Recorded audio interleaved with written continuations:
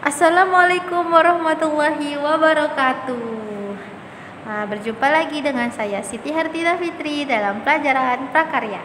Oke, baiklah, sebelum kita memulai pelajaran kita pada hari ini, seperti biasa, mari kita baca basmalah terlebih dahulu.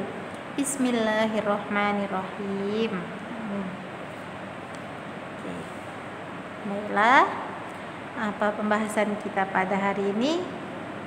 Sudah bisa dilihat pada judul, yaitu bab 3, budidaya ikan konsumsi.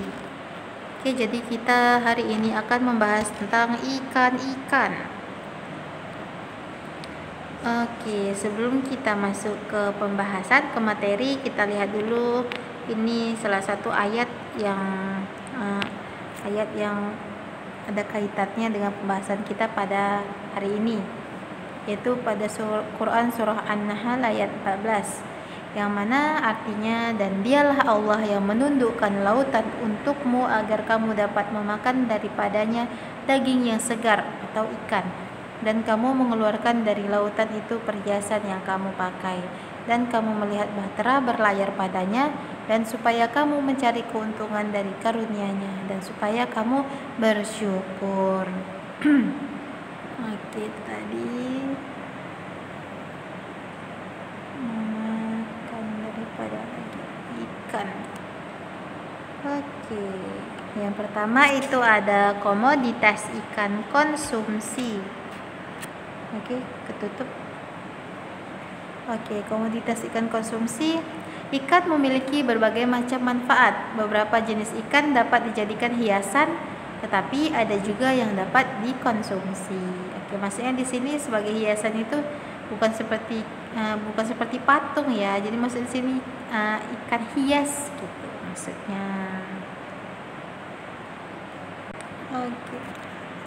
Selanjutnya, ikan yang dijadikan hiasan atau ikan hias, contohnya itu ada ikan gupi, ikan koi, moris, dan cupang. Seperti contoh ini contoh ikan cupang, atau ikan kita kenal dengan ikan laga. Selanjutnya, ikan yang dapat dikonsumsi. Ya, apa aja itu? Contohnya ikan mas, ikan mujair, ikan kakap, ikan kerapu, ikan bawal, dan ikan kue. Ikan kerapu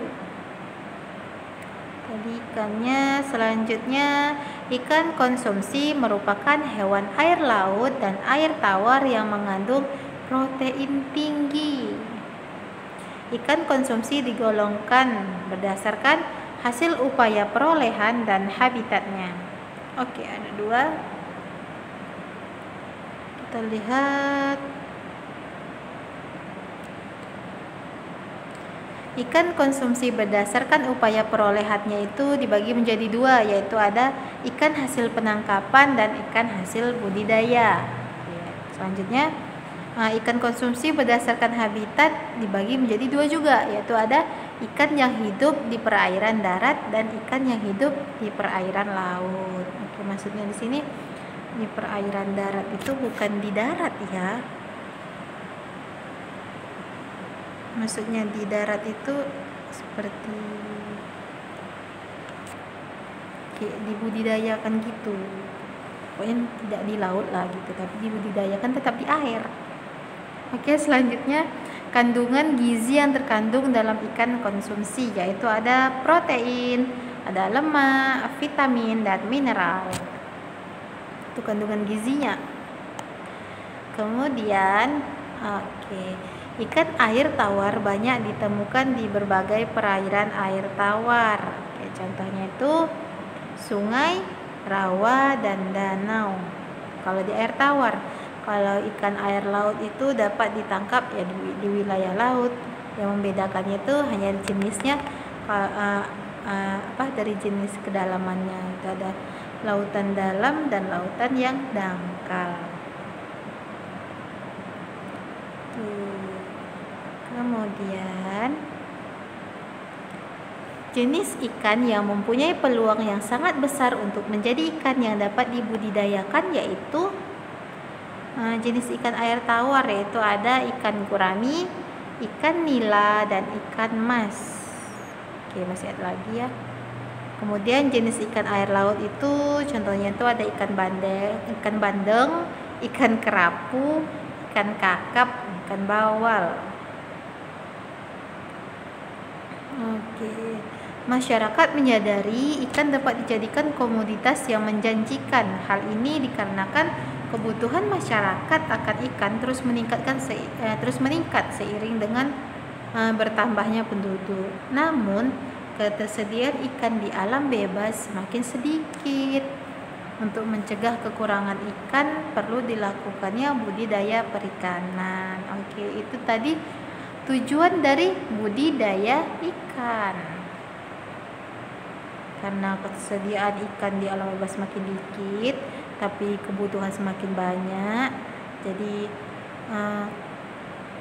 jadi manusia berinisiatif gimana biar tetap ada, jadi itulah dibuat budidaya perikanan. Oke, itu aja pembahasan kita pada hari ini. Jadi kuisnya ada 4 soal, yaitu pertama, tuliskan contoh ikan yang tergolong dalam ikan hias. Kemudian tuliskan contoh ikan yang dapat dikonsumsi. Dan yang ketiga, berdasarkan habitatnya ikan konsumsi dibagi menjadi 2. Ya, yang tadi itu ya, bagi 2. Oke, sebutkan itu apa aja ya. Terus yang terakhir ada kandungan gizi yang terkandung dalam ikan konsumsi, yaitu atau apa-apa aja kandungan gizi yang terkandung dalam ikan konsumsi tersebut. Oke.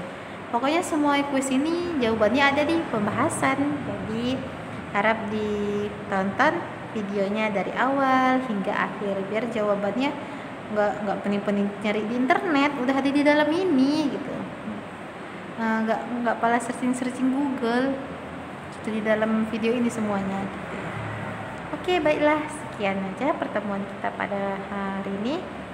Baiklah, untuk menutup perjumpaan kita pada hari ini, marilah sama-sama kita membaca hamdalah. Alhamdulillahirrabbilalamin. Oke, telah selesai pelajaran kita pada hari ini. Baiklah, sampai berjumpa di video-video selanjutnya.